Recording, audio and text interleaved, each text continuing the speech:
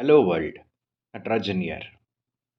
In the last video, I said Southeastern Railway diverted trains in order to avoid congestion of trains on the Dharmavaram Penukonda single line section. Now, this video is about another single line section which is saturated especially during the evening, night, and the morning time. This portion is continued from this vlog. Before proceeding to the video, here is a question for the day. 16530 was the train number of a popular train when the train was based at Southeastern Railway. If you know the answer, comment down below.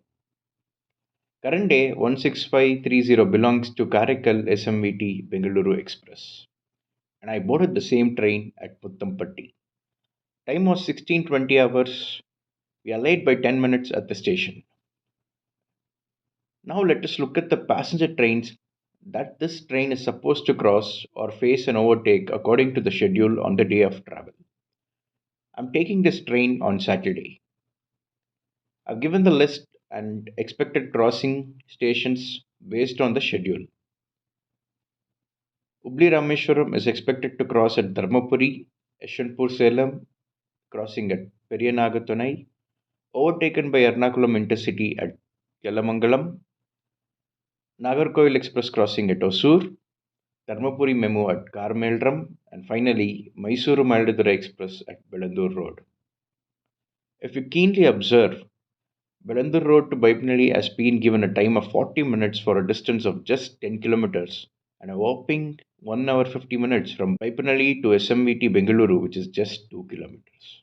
In railway terms, these long durations at the end of the journey is called slack. I'll try my best to explain why this is needed at the end of the video. So I request you all to watch the video without skipping for better understanding.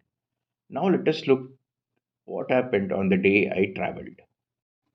We departed Muttampatti at 16:20 hours. Do note that Muttampatti is a all station, which indicates that there can be no crossing happening at the station. I will try my best to avoid technical things here and explain to you all in simple terms. The next scheduled stop is Shivadi, and we were stopped at 16:29 hours. We had to wait for 2 minutes before which a track maintenance vehicle crossed us. And finally, at 16:41 hours, we started towards Dharmapuri. Dharmapuri ended up being the longest halt as we were overtaken by 12678 Ernakulam KSR Bangalore Intercity Express. We reached Dharmapuri at 16:52 hours and finally left at 17:45 hours. The reason for long halt is in absolute block section, only one train can occupy a section at a time, and these sections are pretty long. If you look at Dharmapuri to Palakkad distance, it is 22 kilometers.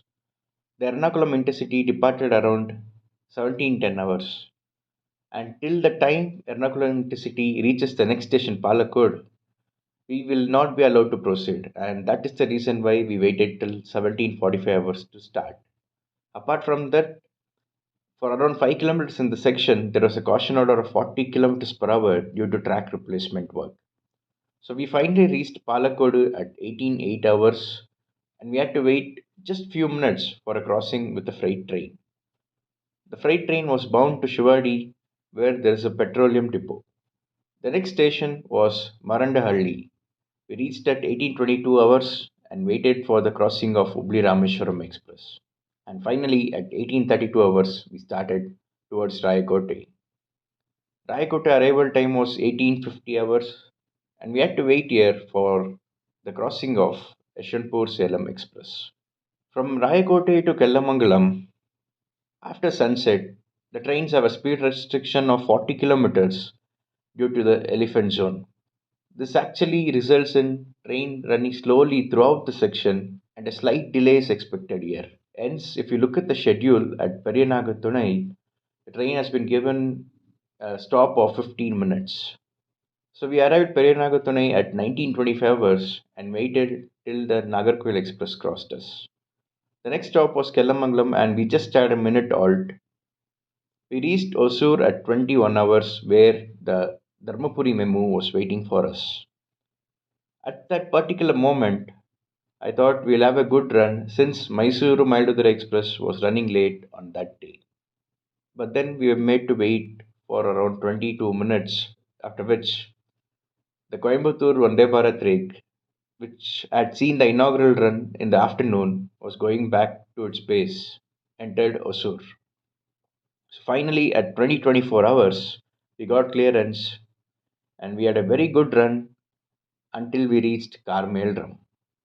Carmeldrum was reached at 21 hours and we had to wait till 21:34 hours to let two trains crosses. The first one being 16232 Mayiladuthurai Express and the second one being 16527 Kannur Express. We then reached Belandur All Station at 21 hours 38 minutes and departed a minute later. The Baipnali was finally reached at 21 hours 51 minutes. SMET Bengaluru was reached at 22:05 hours. The scheduled time is 21:30 hours. So a delay of more than 2 hours at Osur became 35 minutes at SMVT Bengaluru. I'm pretty sure you all know that passenger trains have a timetable. They are planned based on the type of the train, the section speed, number of passenger trains and freight trains in the section, based on the type of the route, whether it's single, double, triple, or quadruple line, and number of platforms at stations.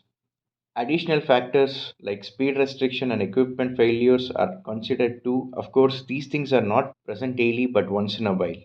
There are few more factors like zonal handover and divisional handover, which can be a separate topic for another video. All these factors contribute on building a timetable for a train. Based on the final timetable, the type of coaches, locomotives needed, and crews are finalized. Ideally, if everything goes as planned, the slack time is not needed. But on our railways, it's difficult as the number of trains are more and there are numerous daily issues which result in delays. If you had keenly noticed, all the trains in the videos ended up being more than 30 minutes late.